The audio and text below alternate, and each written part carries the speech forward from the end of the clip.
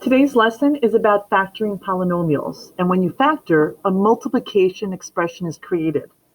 Remember that factor is to represent an expression as a product, something times something else. Our greatest common factor is the highest number that is the factor of all the terms. So when we find our factoring polynomials, we find the greatest common factor of all the terms. We divide the polynomial by the GCF, and then you write it as a product, the GCF times the quotient. Remember, we can always check your answer by distributing. So we always look to factor out the GCF first. In this case, I look at 10 and 35, and I know that my GCF for those numbers is 5. I look at A, but this does not share an A, so this is my GCF. So I take each term, I divide by the GCF, and I get 2A plus 7. So my quotient times my GCF is my expression factor. This is called factored form. If I want to check to make sure my answer is correct, I just distribute. 5 times 2A is 10A, and 5 times 7 is 35. And that matches the original expression. So I know my answer is correct. Let's take a look at number 2.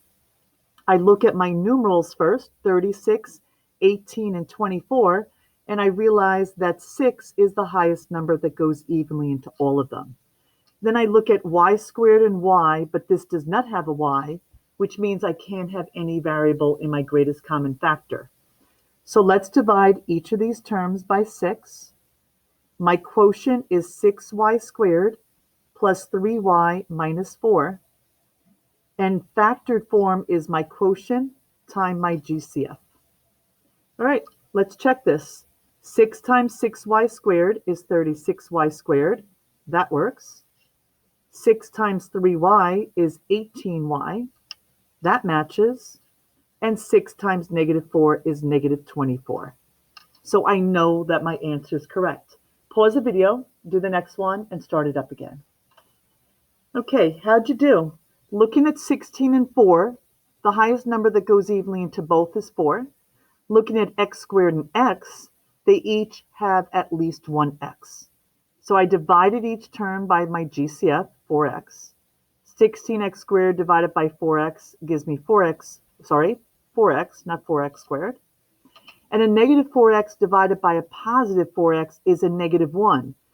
Don't make that quick mistake of thinking this is a zero pair, remembering we're dividing them.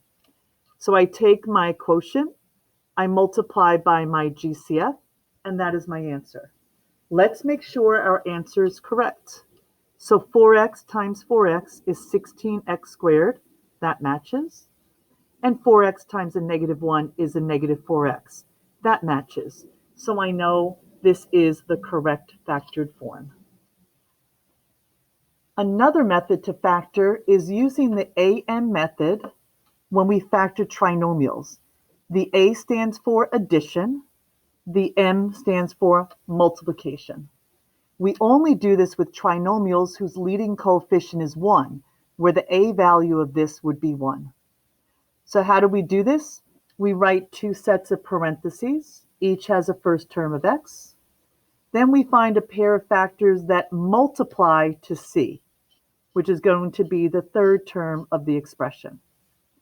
Once I get all those factors, I'm going to find the one unique pair of factors that also add to B, which is the second term of the expression. We put those two factors in parentheses. It doesn't matter which factor you put in first. Remember commutative property of multiplication. And always remember to check your answer by distributing. So here we're going to factor each trinomial. We ask ourselves what numbers multiply to the last term and add to the middle term. So remember, if the last term is positive, but the middle term is also positive, the binomials will have the same sign, which is positive.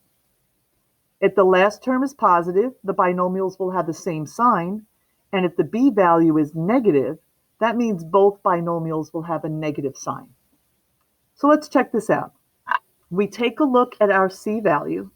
That's positive. So we know that our two numbers are going to have the same sign. I look at my middle term, and that tells me they're both going to have a positive sign. So right away, it's going to be x plus something times another x plus something. Well, what two numbers multiply to 5 and add to 6? You're right, 5 and 1. Remember, we could also say x plus 1 times x plus 5. That would still give us the same answer. I'm going to check by double distributing. X times x is x squared. X times 1 is 1x. 5 times x is 5x. And 5 times 1 is 5. And that becomes x squared plus 6x plus 5, which is exactly what I had up here. So I know my answer is correct. I won't show the double distribution on this video because I want to keep it short for you. But remember, that is something that you should do on your own each time. So let's take a look at this next one. I notice that the C value is positive. So that means my numbers will have the same sign. I look at the middle term, and since this is a negative, the sign that they both have is negative. So I have x minus something times x minus something. Well, what two negative numbers multiply to 12 and also add to negative 7? If you're not sure, you could make a factor chart. Here's my positive 12. We know both signs will be negative, so negative 1 times a negative 12. Or I could have a negative 2 times a negative 6. Or I could have negative 3 times negative 4. I don't keep going because my next number would be 4, and I already have it written here. So out of these pairs of factors, only one pair adds up to negative 7, which is this pair. So x minus 3 times x minus 4. All right, how about our next one? Remember, at any point, you can pause the video, try this on your own, start it up again, and see how you did. The C value is positive, which means my numbers will have the same sign. I look over here, this sign is negative, so they will both have a negative sign. X minus something times x minus something. Well, what two numbers multiplied will give me a positive 16 and added give me a negative 10? And that's a negative 8 and a negative 2. Well, what happens if the C value is negative? The binomials will have different signs. Our middle term will still give us a clue because that will tell us that the biggest numeral gets the sign of B. So let's check this out.